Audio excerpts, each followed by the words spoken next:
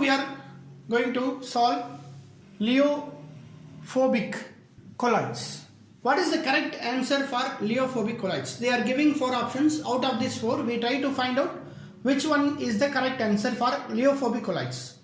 Before we try to find the correct answer, you try to understand what is leophobic colloids. The word leo means solvent. Phobic means hating. Hence, the meaning of leophobic colloid is solvent hating substance. Solvent hating substance. So, if any compound is solvent hating, means there is no interaction between this compound with that of dispersion medium. For example, this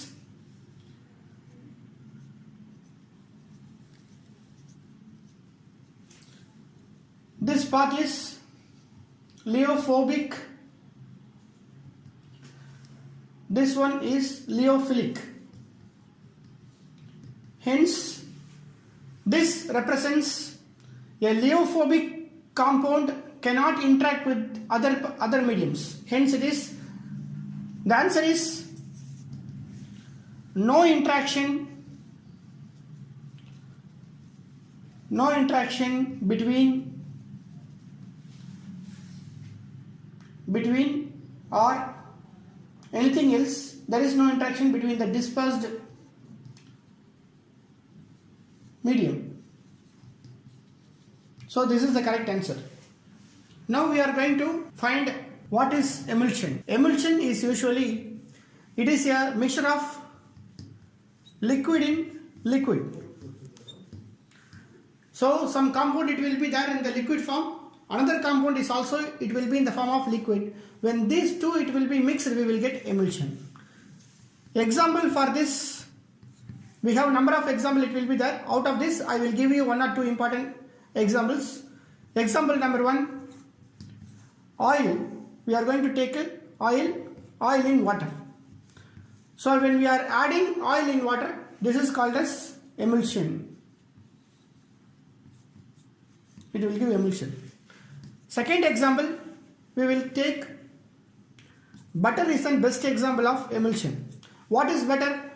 Butter equal to water plus fat. This is an example of emulsion. So answer is liquid in liquid.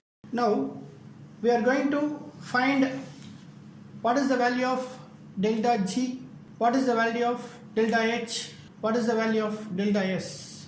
Our consideration is a gas substance adsorbed on solid surface. This is our consideration with respect to the gaseous compound when it is adsorbed on solid surface. What is the value of delta G, delta H and delta S? We have 4 options. Out of these 4, we are trying to find out whether it is positive or negative. How we will predict this? Before we enter and try to find out these values, what is the correlation of all these things? The correlation is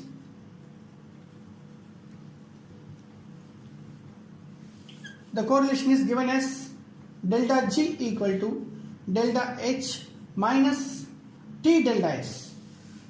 This is the correlation between all these things, where delta G equal to free energy change, delta H is change in enthalpy, T equal to temperature, where del S equal to change in entropy. So delta G is free energy, delta H is enthalpy, T is temperature, usually in Kelvin, del S is change in entropy. Consider if delta G is negative. If delta G equal to negative, del H is also negative, because adsorption of gases on solid surface is a exothermic process. Exothermic process. That is, surface energy is decreases. Hence, it will be definitely negative.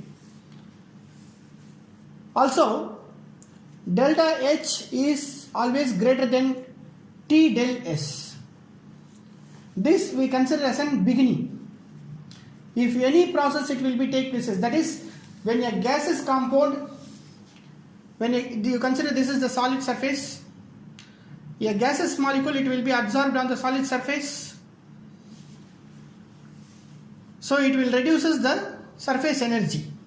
When a gaseous compound, when it is absorbed on the solid surface, surface energy decreases. Hence it will be always negative value. As the process proceeds, delta H is decreases, del S increases. Finally, delta H equal to delta S, T delta S. Therefore, delta G equal to 0. Hence, the correct answer is delta G is negative, delta H is also negative, delta S is also negative. What about entropy? Entropy is nothing but randomness. Randomness. When you can take gaseous compound, we have that it will be occupies very large space. Hence the entropy is very high for gas. Whereas when it will be absorbed on the solid surface, we have specified volume of solid surface. So when it will be occupied in a particular manner, the entropy it will be decreases. So entropy we can tell that solid, liquid and gases. Randomness is low. The entropy it will be low for solid, it will be average, this it will be higher. So when a gas is absorbed on solid surface, entropy is decreases, hence it is also negative. So the final value is negative, negative, negative. This is the correct answer. Two non-conducting solid spheres of radii r and 2r having uniform volume, charge densities ρ1 and ρ2 respectively touch each other.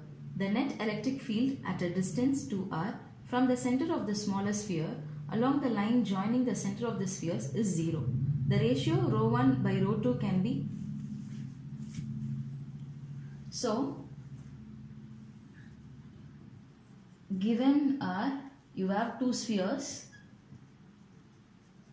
with radius r and 2r and volume, charge, densities ρ1 and ρ2. So let me draw the diagram for. So you have one small sphere and one other bigger sphere. Here the radius is r, and for the bigger surface, bigger sphere, the radius is 2r, and it is given like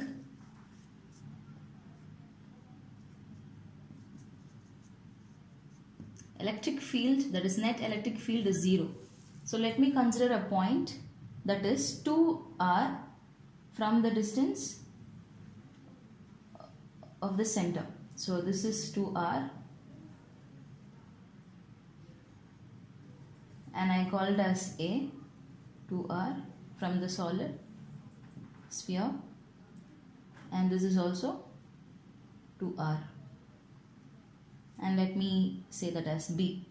So the charge at smaller sphere is Q2, Q1, and bigger sphere is Q2, and densities ρ1 and ρ2. So when I talk about charges, let me consider the smaller sphere. Q1 is equal to ρ1 into 4 by 3 pi r cube. Equation 1. This is for smaller sphere.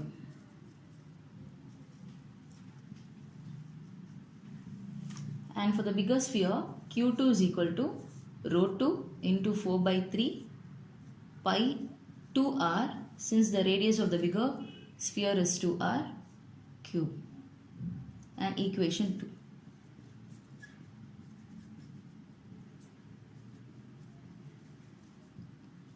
So after this, what I am going to do is Q1 divided by Q2. That is equation 1 divided by equation 2. So totally I will get ρ1 into 4 by 3 pi r cube divided by ρ2 4 by 3 pi 2r cube. So when I simplify this, I will be left out with Q1 divided by Q2 is equal to ρ1 divided by ρ2 into 2 power 3. Let me call it as equation number 3. So now, to make the electric field to be 0, ρ1 and ρ2 should be in an opposite sign. So I call the electric field by this sphere 1 on A is equal to 1 by 4 pi epsilon naught Q1 divided by 2r square. Equation 4. So this 2r is nothing but the distance from this center point to A. And for electric field 2, that is for the sphere 2, on the point A I have, this is 1r, 2r, 3r, 4r, and this is 5r. So 1 by 4 pi epsilon naught Q2 divided by 5r the whole square. So equation 5. So as I told you, electric field should be in opposite sign. So E1A is equal to minus of E1 or E2A. So when I equate these two, 4 equation is equal to 5th equation, I get 1 by 4 pi epsilon naught Q1 divided by 2r the whole square, which is equal to 1 by 4 pi epsilon naught Q2 divided by 5r the whole square. So I will be left out with 4 by 4 pi epsilon naught Q1 by 4r square is equal to 1 by 4 pi epsilon naught Q2 25r square. So when I simplify all these, Q1 by 4 is equal to minus Q2 by 25. So Q1 by Q2 is equal to minus of 4 by 25. This is equation 6. So when I equate equation 3 and equation 6, I get equation 3 is nothing but Q1 by Q2 is equal to ρ1 by ρ2 into 2 cube. So when I equate this with this, I will get ρ1 by ρ2 into 2 cube, which is equal to minus 4 by 25.